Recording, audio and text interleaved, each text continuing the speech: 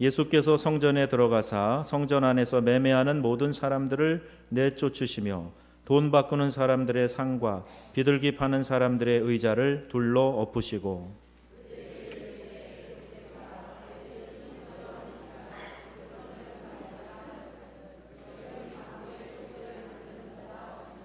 맹인과 저는 자들이 성전에서 예수께 나아오매 고쳐 주시니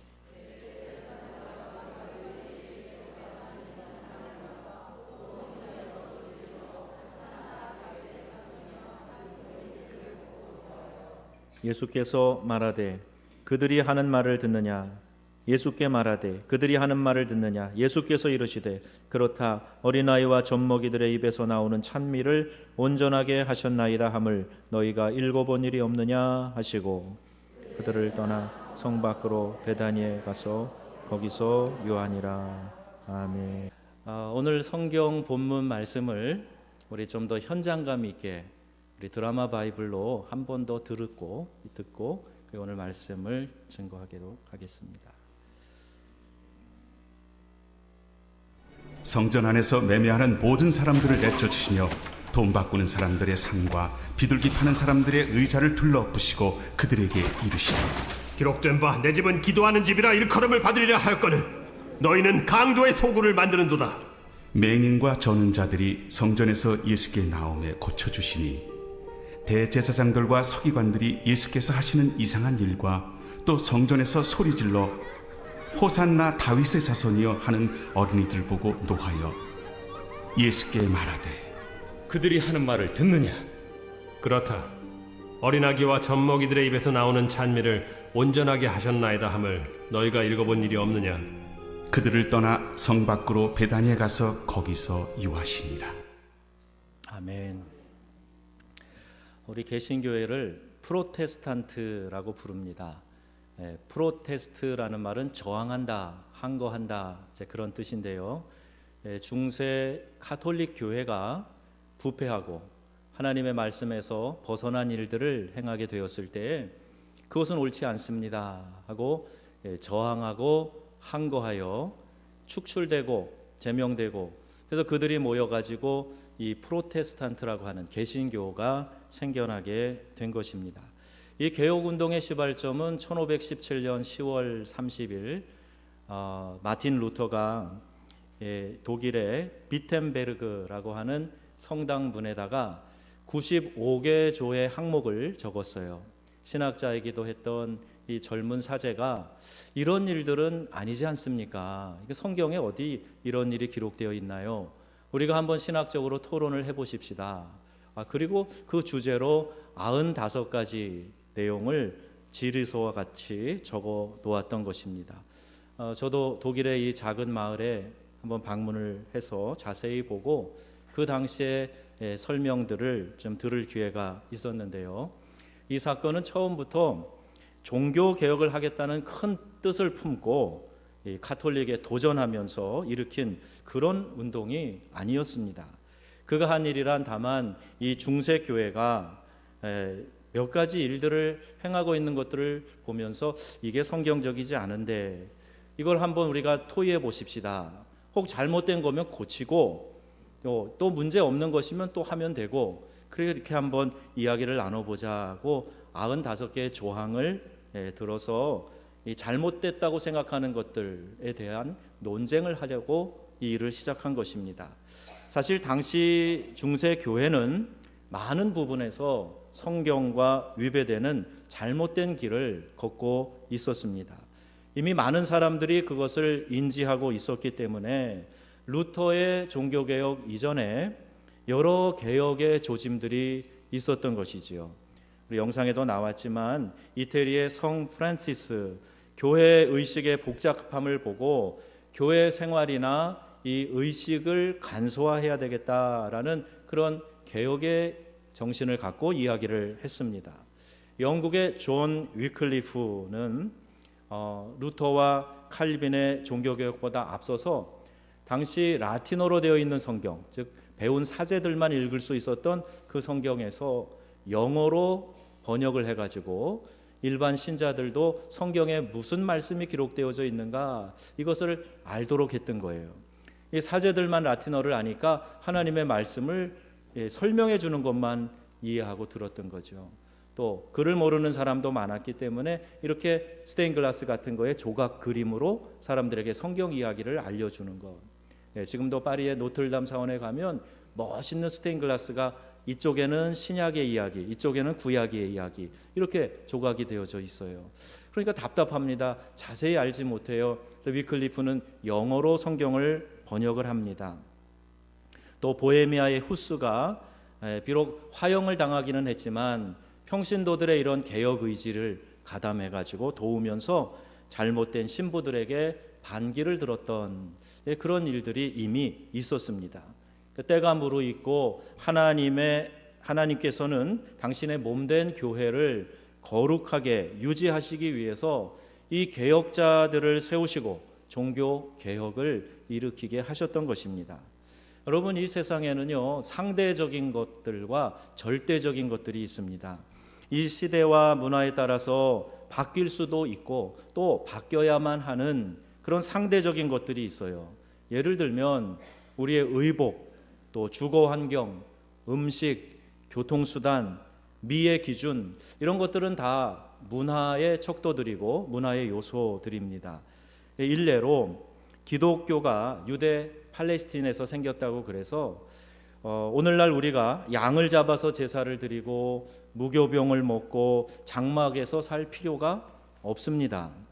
예수님이 나귀 타고 다니셨다고 그래서 비행기와 KTX로 이동하는 이 시대에 나귀나 또 말을 타고 다닐 필요가 없어요. 지금도 퀘이커 교도 같은 그런 교파에서는 전기 사용하면 안 된다, 자동차 이런 거 사용하면 안 된다, 그리고 저 시골에 들어가서 우리끼리 사랑의 공동체를 이루며 마치 신앙촌 같은 걸 만들고 살아야 된다, 이렇게 생각하는 분파들도 있는데 그건 맞지 않습니다. 문화의 옷을 입고 복음이 전달되지만 문화의 요소들은 얼마든지 바뀔 수 있는 거예요. 시대에 따라서 적절하게 또 바뀌어 가야만 합니다. 기독교는 이렇게 문화의 옷으로 입고 전달되었어요. 그래서 우리가 미국 선교사님들을 또 유럽의 선교사님들, 카나다 선교사, 호주 선교사님 통해서 복음을 전해받았습니다. 그렇다고 해서 그들처럼 찬송하고 그들처럼 예배를 꼭 드려야 되는가? 그렇지 않습니다. 예배의 형태도 얼마든지 현대화하고 또 우리가 더 하나님을 자유롭게 찬양할 수 있다면 예배의 요소들도 바꿔갈 수도 있어요. 그러나 절대로 바뀌지 말아야 할 진리가 있습니다. 아무리 시대가 바뀌었고 상황이 변화되었다고 하더라도 불변의 진리들이 있어요. 종교개혁자들은 이러한 진리가 왜곡되고 또 변질되는 것을 막기 위해서 교회를 다시 일으키려고 그들은 죽음을 불사하면서 투쟁을 했던 것입니다. 이들이 그토록 강한 목마름으로 지키기를 원했던 그 불변의 진리가 무엇인가? 오늘 5가지 그들이 강조했던 중요한 요점을 우리가 한번 살펴보려고 하는 것입니다. 첫 번째는요, 오직 성경으로라는 이 확신, 이 신념이에요. 우리 한번 같이 따라해 보시겠습니까? 오직 성경으로. 오직이라는 말, 그 당시에 사용하던 라틴어로는 솔라라는 말인데, 솔라 스크립튜라, 오직 하나님의 기록된 말씀, 오직 성경으로, 이렇게 강하게 주장하고 나선 거예요. 성경만이 영감되어진 유일한 하나님의 말씀이고 기독교 신앙의 근본이 되는 그런 교리입니다. 그렇기 때문에 성경 자체의 해석이 다 나와 있어요. 성경 이외의 외부적인 해석이 그리 많이 필요하지 않습니다. 그럼에도 불구하고 오늘날 설교가 그렇게 다양한 방법을 사용하고 또 다양한 이야기가 설교에 추가되는 것은 우리가 말씀을 잘 들으려고 하지 않기 때문이에요. 유대교 회당 예배에서는요, 이 설교가 따로 없었습니다. 그냥 하나님의 말씀, 모세오경과 시편을 펴서 읽으면 사람들이 다 듣고 아멘, 아멘 하고 말씀대로 살기를 작정하고 회개의 눈물을 흘리고 하나님을 찬양하고 그렇게 했어요. 그리고 이 근자에 와서 설교라는 이런 방식이 도입되면서 마치 약 먹기 싫어하는 어린 아이들에게 약을 잘 먹을 수 있도록 조제하고 또 어디에다 이렇게 싸서 먹게 주는 것처럼 그렇게 제도화된 것이 오늘날의 설교입니다. 성경의 절대성, 하나님의 말씀으로 돌아가야 한다는 이 원칙이 바로 개혁자들이 주장했던 중요한 종교개혁의 원리, 정신이었던 것입니다. 루터도 그 당시 사제들만 읽고 있었던 라틴어 성경을 독일어로 번역합니다.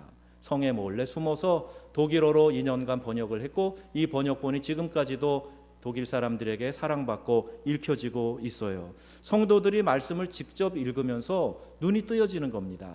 전에는 가르쳐주는 것만 받아먹고 이해할 정도였는데 이제 이 성경을 직접 읽으면서 하나님의 말씀이 이렇게 달고 심오하고 나에게 이렇게 귀한 은혜가 되는구나 하는 것을 성도들이 직접 느끼게 되었던 것입니다. 오늘날 성경을 가지고 있지만 하나님의 말씀을 실천하는 일이 약하기 때문에 교회의 능력이 약화되는 것이에요. 2000년 동안 사람들의 마음을 변화시키고 구원을 선포하고 세상에 굽은 것들을 바로 세워나간 정신적 바탕이, 그 기준이 바로 성경에 있는데 사람들이 우리가 쉽게 접할 수 있는 이 하나님의 말씀을 잘 읽지 않고 또 들은 말씀, 읽은 말씀을 삶에서 잘 적용하지 않는다는 겁니다. 하나님의 기록된 말씀이 성경인데 이 성경의 권위를 약화시키고 내 마음대로 인용하고 성경 말씀에 명하는 일은 실천하지도 않고, 그러니 변화되고 능력 있는 성도의 삶을 나타내지 못하고 있다 하는 것이에요. 우리는 종교개혁을 기념하는 이 주일에 종교개혁의 정신인 성경으로 돌아가야 할 것입니다. 말씀이 기준이 되어서 우리의 삶을 이끌어 나가도록 해야 하는 것입니다. 디모데후서 3장 16절 말씀 우리가 함께 다 같이 읽어보겠습니다. 외우신 분도 많이 계시죠? 모든 성경은 하나님의 감동으로 된 것으로 교훈과 책망과 바르게 함과 의로 교육하기에 유익하니. 아멘. 성경은 하나님의 영감으로 기록된 거예요. 하나님이 감동을 주셔서 사람들을 통해 이 성경이 기록되어지고 오늘 우리에게 이 계시의 완성이 주어진 겁니다. 그래서 이 말씀을 우리가 사랑하고 이 말씀을 읽고 이 말씀을 지켜 행하게 될 때 교훈, 책망, 바르게 함, 의로 교육하는 그 모든 유익한 것이 이 말씀에 있다는 거예요. 이 종교개혁의 정신은 성경으로 돌아가서 성경을 더 사랑하고 성경 말씀에 깊이 이 가을에 여러분들이 심취하시고 이 말씀을 실천하는 일에 열심을 내시기를 주의 이름으로 축원합니다. 두 번째, 오직 믿음, 솔라피데, 오직 믿음으로 이렇게 주장하고 나섰어요. 루터가 죄의 문제로 고민하면서 수도사가 됩니다. 그의 친구와 함께 들판을 걷다가 낙뢰를 맞아서 친구가 갑자기 죽어요. 그 모습을 보고 당시 법학도였던 마틴 루터는 인생에 대한 궁금증을 갖게 되고 삶에 대한 회의를 갖습니다. 그리고 수도사가 되어서 수도를 하는데 이 안에 있는 이 죄의 문제가 해결이 안 되는 거예요. 참 이 추운 겨울에 찬 방에 들어가서 자기의 죄와 싸워가며 거룩한 삶을 결단해 보지만 이 안에 찾아오는 죄악의 유혹들을 감당하지 못해요.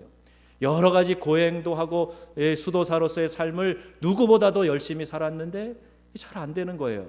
그럼 우리의 신앙의 메카 같은 이 로마에 가보자. 로마에 가보니까 교회가 더 복잡하고 문란해요.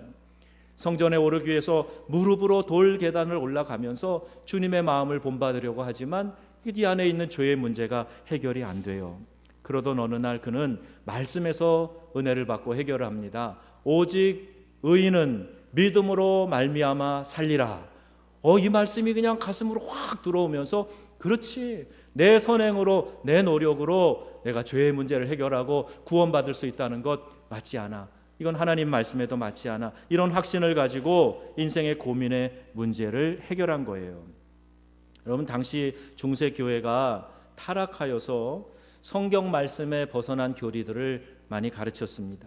행위에 의한 구원, 심지어는 죽은 영혼이라도 내가 면죄부를 사면 그 영혼이 연옥에서 천국으로 올라갈 수 있다. 이렇게 가르쳤어요.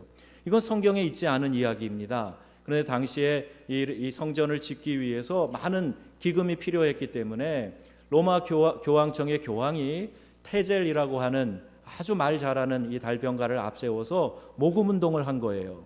근데 사람들이 마음이 좀 이렇게 동하고 또 극적으로 만들어야 이 모금이 되지 않겠어요? 그러니까 이런 쓸데없이 성경에도 있지 않은 그런 이야기들을 만들어서 한 거예요. 당신이 사랑하는 엄마 아빠 지금 연옥에서 고통 중에 계실 텐데 천국까지 갈 길이 참 멀지 않느냐. 이제 당신이 돌아가신 그분들을 위해서 기도하면서 이 면죄부를 그들 이름으로 사면 당신의 동전이 달랑하고 떨어지는 그 순간에 그들의 영혼이 천국으로 올라가게 될 것이다. 이런 이야기들을 한 거예요.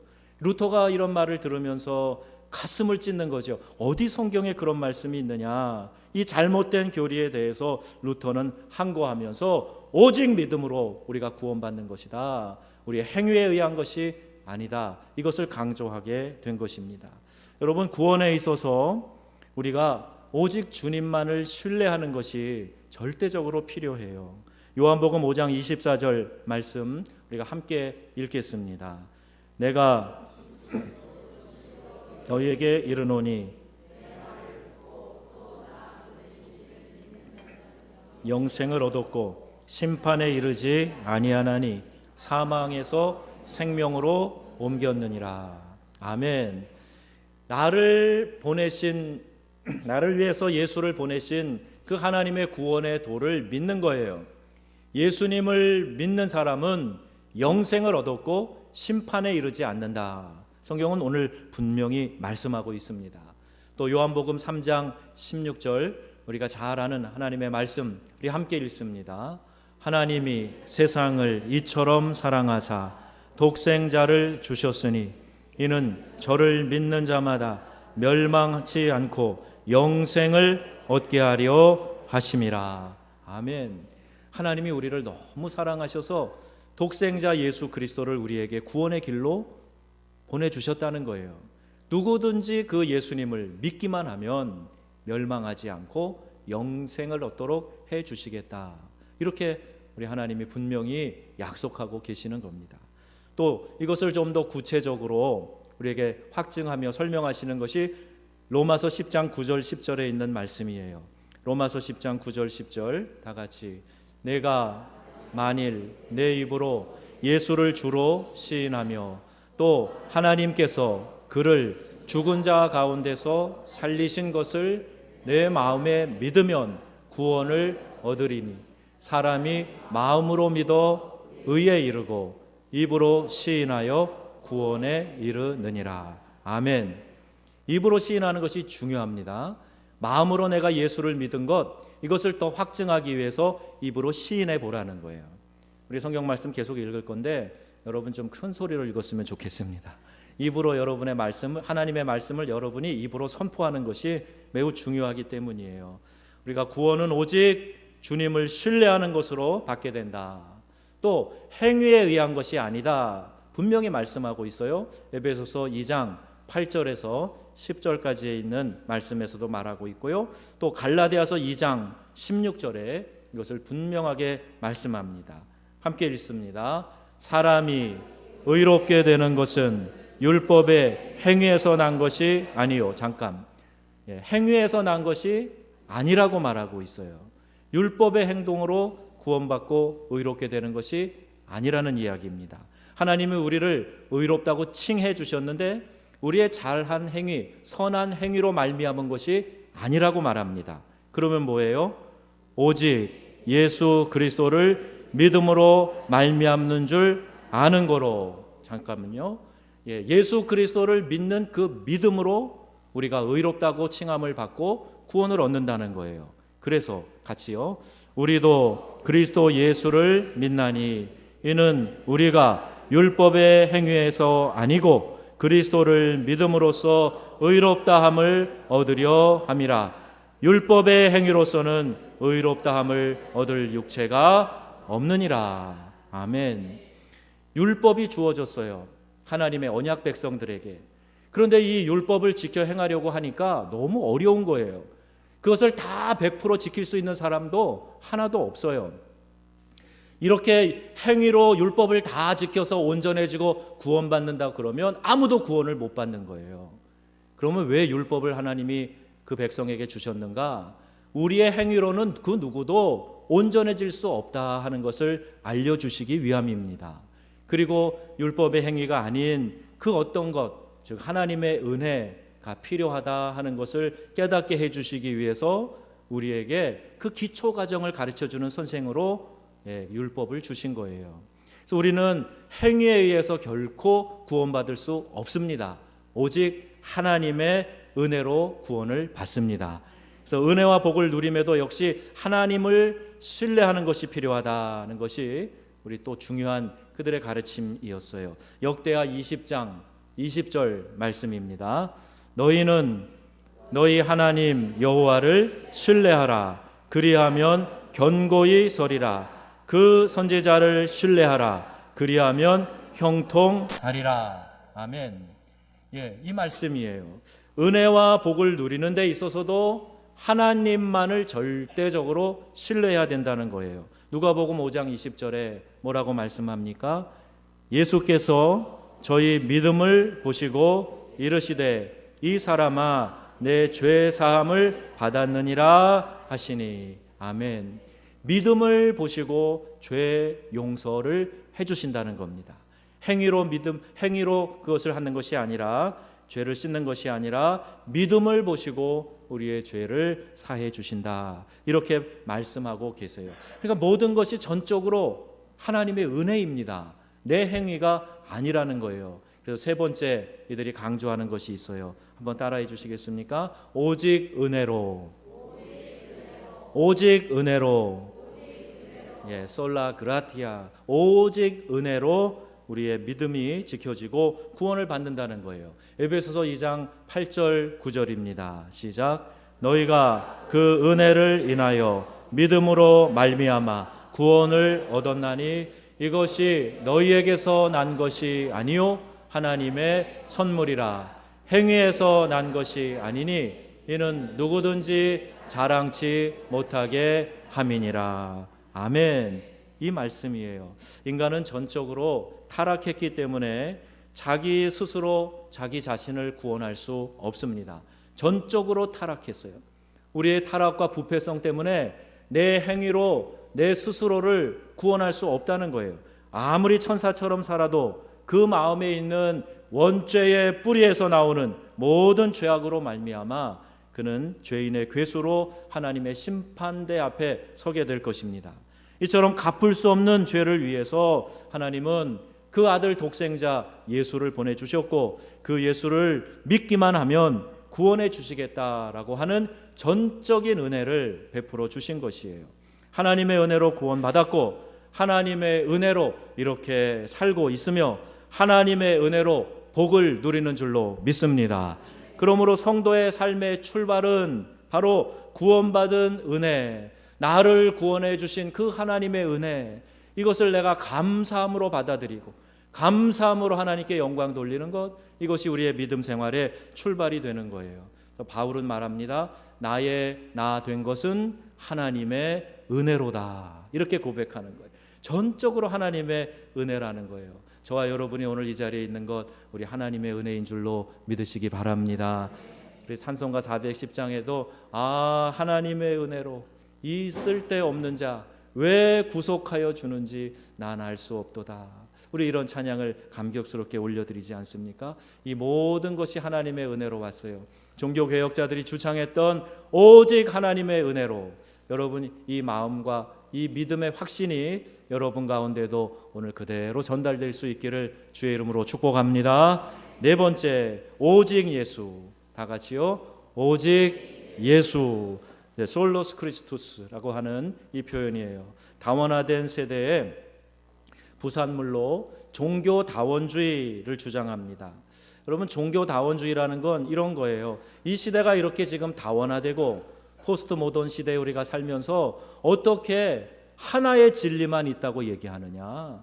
종교가 이렇게 다양한데 어떻게 기독교에 있는 예수 그리스도만이 유일한 구원자라고 이야기하느냐. 그건 독선이다. 이 시대에도 맞지 않는 이야기다. 구원의 길은 다양하게 있다. 당신은 당신의 종교로 구원받으면 된다. 이런 주장이에요. 우리 기독교 신학 안에도 많은 사람들이 이 영향을 받았어요. 그래서 예수님을 나는 믿지만 다른 종교에도 아마 구원이 있을걸, 이렇게 생각하는 겁니다. 그래서 세계교회협의회 같은 데서 이 모임을 할 때에 우리 기독교의 목사님들과 또 절에서 온 승려들과 또 힌두교 사원에서 온 사람들, 이런 사람들이 절에서 회교 사원에 가서 같이 기도를 하는 거예요. 그러면서 우리 안에 하나로 이렇게 통합되는 것 같은 이상한 기운을 느꼈다, 뭐 이런 이야기들을 합니다. 여러분, 절대 이런 이야기에 미혹돼서는 안 됩니다. 성경은 뭐라고 말씀합니까? 사도행전 4장 12절 다 같이 읽겠습니다. 다른 이로서는 구원을 얻을 수 없나니 천하 인간의 구원을 얻을 만한 다른 이름을 우리에게 주신 일이 없음이니라 하였더라. 아멘. 있다 그러면 그 말이 맞아요. 그런데 성경에 없다고 말하고 있어요. 여러분, 사도행전 4장 12절만 딱 오려내고 믿으시겠습니까? 이것이 하나님의 말씀으로 믿어진다면 날 구원할 유일한 구원자는 오직 예수 그리스도 한 분인 줄로 믿으시기 바랍니다.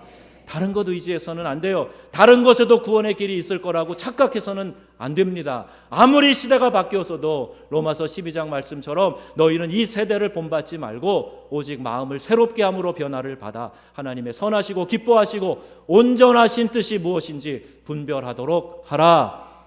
이 말씀이 분명 우리에게 주어져 있어요. 시대를 따라가는 게 잘하는 것이 아니라 말씀을 붙잡고 오직 성경으로, 오직 믿음으로, 오직 은혜로 우리가 구원을 받고 우리의 신앙을 이 땅에서 영위하고 천국에서 주님 앞에 서게 될 것입니다. 이 믿음을 갖자는 거예요. 그래서 이들은 또 하나 중요하게 강조하는 것이 바로 오직 예수, 오직 예수, 나의 구원자, 오직 예수, 이것을 강조합니다. 마지막 다섯 번째가 솔리데오 그라티아 글로리아, 솔리데오 글로리아, 오직 하나님께 영광. 우리 함께 하겠습니다. 오직 하나님께 영광. 자, 이것을 주창하면서 모든 것 가운데 홀로 영광 받으실 하나님에 대하여서만 집중해야 된다 하는 거예요. 하나님이 인간을 만드신 목적이 무엇입니까? 이사야 43장 7절입니다. 우리 함께 읽습니다. 무릇 내 이름으로 일컫는 자 곧 내가 내 영광을 위하여 창조한 자를 오게 하라. 그들을 내가 지었고 만들었느니라. 아멘. 하나님이 우리를 만드셨어요.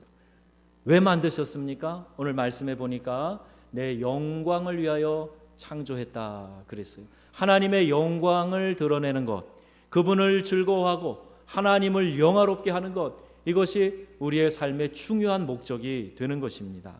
여러분, 나를 기쁘게 하는 종교는 기독교가 아니에요. 나 때문에 내가 중심이 되어서 내가 예배자의 자리에 앉아서 그렇게 있는 것, 이건 기독교 신앙이 아닙니다. 하나님께만 영광 돌리는 예배, 하나님만 집중하는 삶, 이것이 우리 기독교인의 삶이에요. 그래서 가장 잘 사는 사람이 어떤 사람인가? 아무개 잘 살아. 그러면 우리나라는요, 그동안 돈 많은 사람을 잘 산다고 말했어요. 이제는 이 의식에서 벗어나야 됩니다. 정말 잘 사는 사람 어떤 사람인가? 시편 57편 5절 말씀을 우리가 함께 보겠습니다. 하나님이여, 주는 하늘 위에 높이 들리시며 주의 영광은 온 세계 위에 높아지기를 원하나이다. 아멘. 이 마음으로 살아가는 사람이 잘 사는 사람인 줄로 믿습니다. 하나님을 영화롭게 하기 위해서 하나님의 영광이 온 세계 위에 높아지기를 원합니다 하는 마음을 가지고 직장 생활하고 학교에 다니고 내가 맡은 일 열심히 하고 모여서 예배드리고 이렇게 하는 거예요. 그 사람이 잘 사는 사람들이에요. 여러분, 잘 사시기를 바랍니다. 어느 TV 광고처럼 부자 되세요, 이게 잘 사는 게 아니에요. 하나님을 영화롭게 하는 삶을 사시기를 주의 이름으로 축원합니다.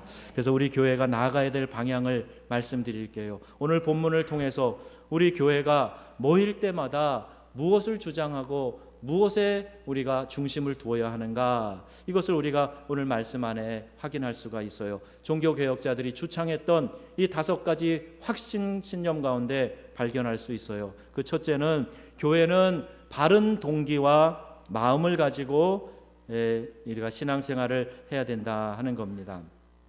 지금 본문에서 보면 이들은 부정한 일을 취하고 있었어요. 성전에서 매매하고 돈을 바꾸고 그러면서 성전을 더럽히게 되었을 때에 예수님께서 이 돈 바꾸는 자들의 상을 뒤엎으시고 채찍을 만드셔서 거기서 매매되는 짐승들을 내어 쫓으셨습니다.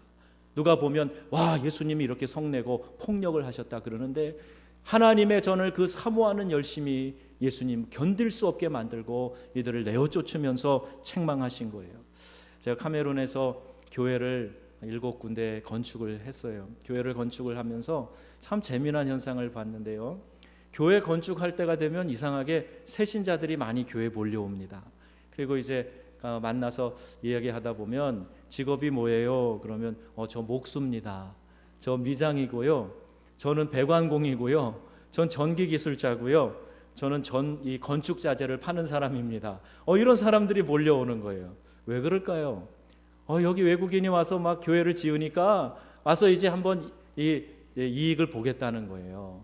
근데 교회에서 우리가 믿음 생활하면서 교회 안에서 내가 경제적으로 어떤 이익을 위해서 혹은 정치하는 사람들이 정치적인 이익을 위해서 믿음 생활하고 교회 간다? 이건 신앙생활의 동기가 잘못된 겁니다.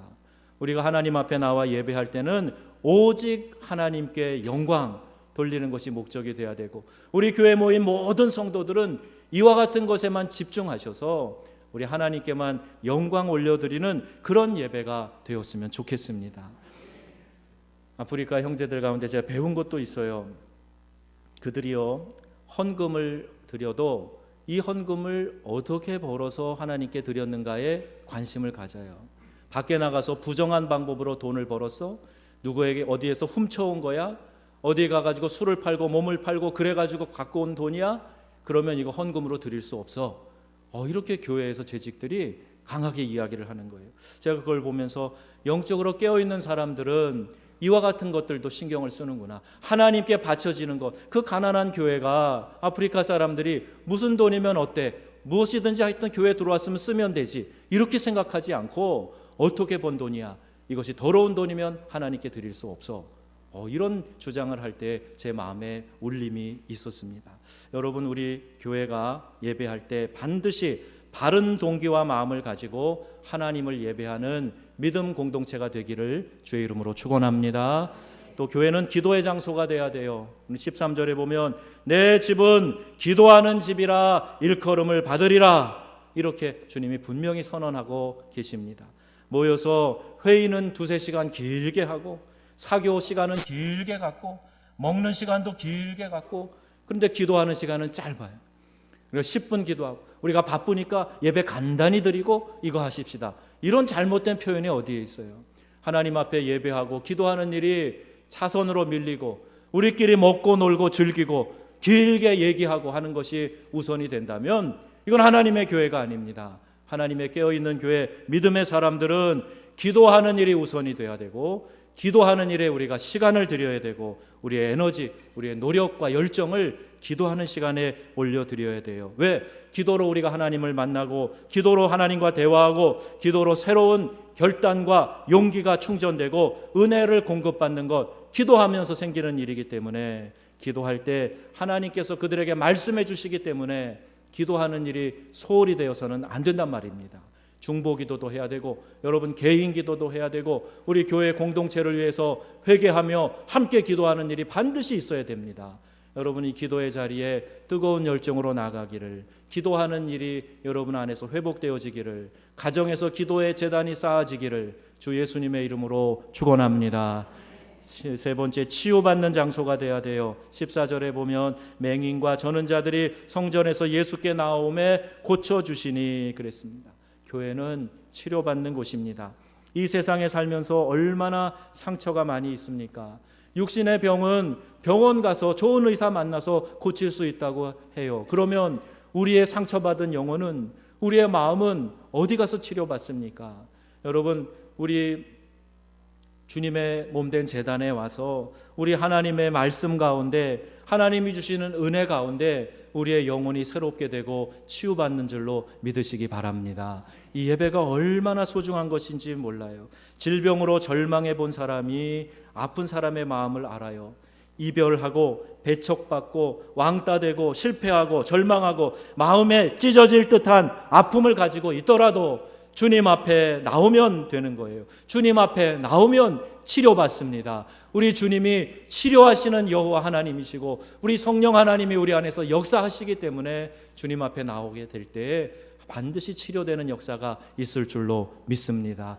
우리 교회는 치료하는 장소예요. 또 마지막으로 우리 교회는요, 주님을 찬미하는 장소가 돼야 됩니다. 성전에서 호산나 찬송하리로다 다윗의 자손이여 외치는 이 젊은이들이 있었어요. 그것을 비난하던 사람들에게 우리 주님이 구약의 말씀을 인용하시면서 어린아이와 젖먹이들의 입에서 나오는 찬미를 온전하게 하셨다, 이렇게 말씀하고 계십니다. 교회에서는 다른 소리들이 크게 나서는 안 됩니다. 교회에서는 반드시 기도 소리와 찬양 소리가 풍성해야 될 줄로 믿습니다. 모일 때마다 기도하고 모일 때마다 찬양하고 하나님을 영화롭게 하고, 이것이 우리 교회가 되어야 된다는 말씀이에요. 다른 어떤 일보다, 다른 어떤 것보다 더 중요하게 생각할 것은 우리가 모여서 함께 기도하고 함께 찬미하는, 주님을 영화롭게 하는 그런 것이 되어야 된다는 말입니다. 말씀의 결론입니다. 개혁의 정신은 비난과 정죄를 말하는 것이 아닙니다. 비난은 나는 쏙 빠지고 잘못되었다고 손가락질하는 거예요. 내 책임은 아니라고 말하는 것입니다. 뒤로 물러나서 한 발 빼놓고 비판하는 것, 이것이 개혁이 아니란 말입니다. 루터는 파직되지 않았으면 그는 가톨릭의 사제로 남아 있으면서 개혁을 했을 것입니다.